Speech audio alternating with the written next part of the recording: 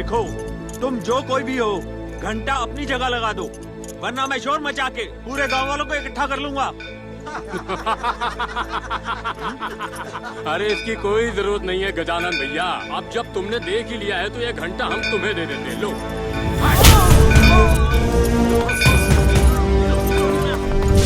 कहाँ जाएगा? बच के रुक।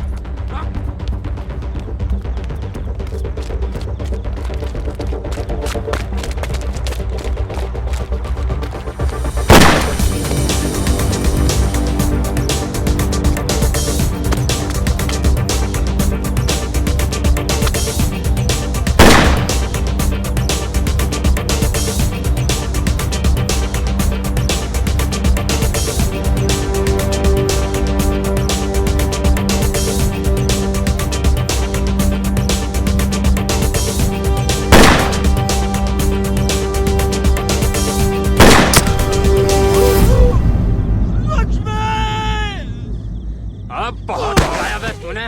ये ले।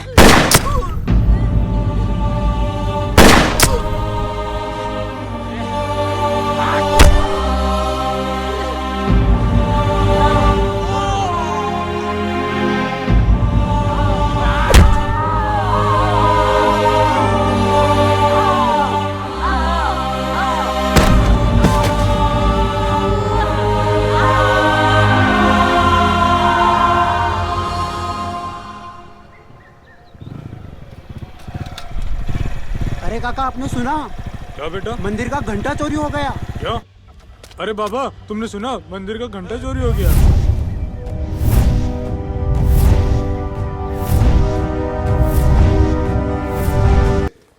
विक्रम सिंह गुज्जर, अरे हमारे गांव में स्वागत है आपका। नए आए हो इसलिए बुलाया।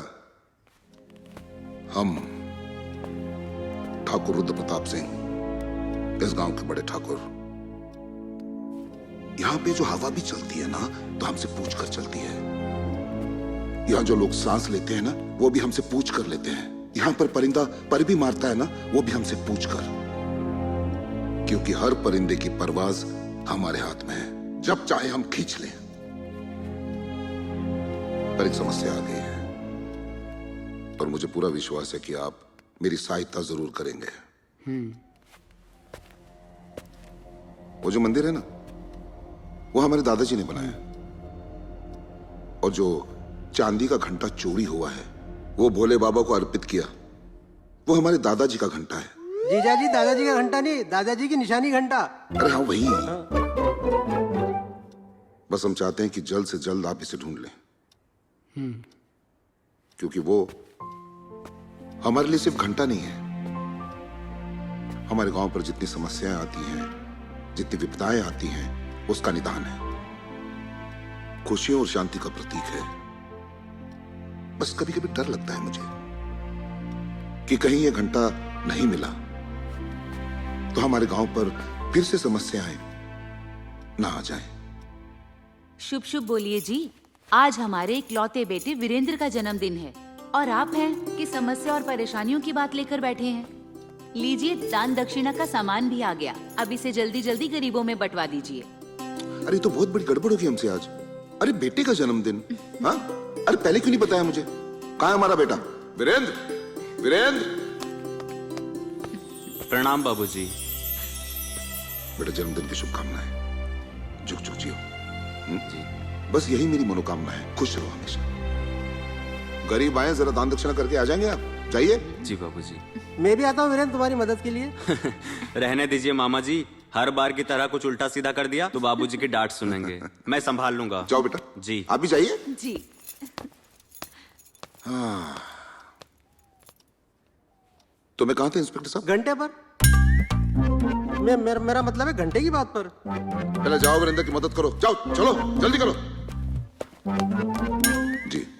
वैसे ठाकुर साहब, चोरी हुए चांदी के घंटे के बारे में काफ़ी कुछ आपसे मालूम हुआ, लेकिन जाते जाते इतना और पूछना चाहूँगा कि आखिर इसको चुराए जाने में किसका हाथ हो सकता है?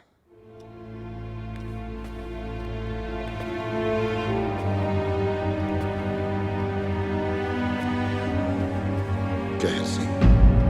कहर सिंह? जी। देखिए, कहने के लिए तो ये रामगढ़ है। उस रामगढ़ में एक ही ठाकुर था जिसके हाथ नहीं थे। इस रामगढ़ में 2 ठाकुर हैं जिनके पास 4 हाथ हैं। मेरे ये हाथ हमेशा लोगों की मदद करने के लिए उठे हैं और उसके हाथ लोगों पर जुल्म करने के लिए।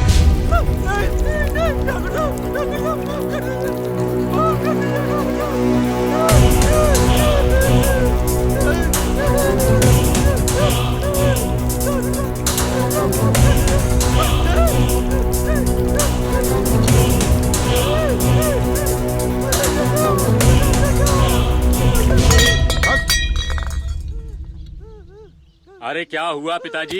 इस नीच ने फिर कोई गलती की है क्या? अरे जब तक ये कोई गलती ना करे और हमसे जूते ना खाए, इसका तो दिल ही नहीं निकलता है। हमने ससुरे से कहा कि हमारे नहाने के लिए पानी गर्म कर दे, तो इसने इतना गर्म कर दिया कि हमारी उंगली जल गई। वो तो अच्छा हुआ कि हमने सर पर पानी नहीं डाला, नहीं तो हमारे बाल और खाल दोनों जमीन पर आ जाते। अरे अभी कितने बेवकूफ हो, बात बात में लड़ने मरने के लिए तैयार हो जाते हो।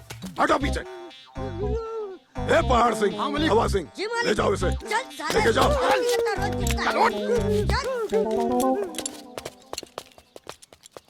चलो आओ।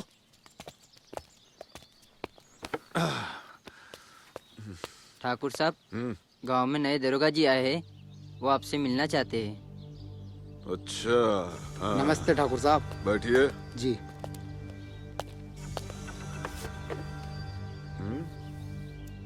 क्या बात है दरोगा, यहाँ कैसे आना हुआ? आप तो जानते ही होंगे ठाकुर साहब कि कल रात को इस गांव के मंदिर से चांदी का घंटा चुरा लिया गया। तो आपको क्या लगता है कि हमारे दादा का लगाया हुआ घंटा हमने या हमारे बेटे ने चुराया है? नहीं, मैंने ऐसा कब कहा।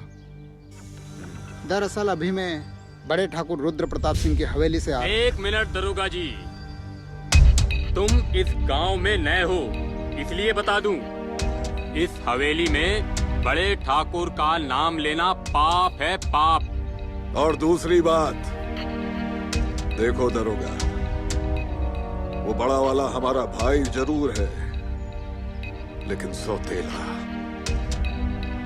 और जानी दुश्मन। और जिस घंटे की तुम बात कर रहे हो ना, वो हमारे दादा की भी निशानी है, याद रखना। मुझे आप लोगों की आपसी दुश्मनी से कोई मतलब नहीं है। मतलब है तो सिर्फ घंटा चुराने वाले चोर से। अरे तो यहाँ क्या लेने आए हो? हैं?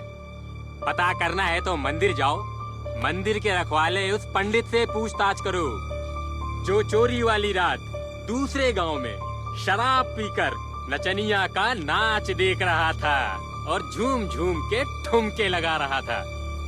और यहाँ तक कि सरपंच और सचिव भी साथ थे। पंडित?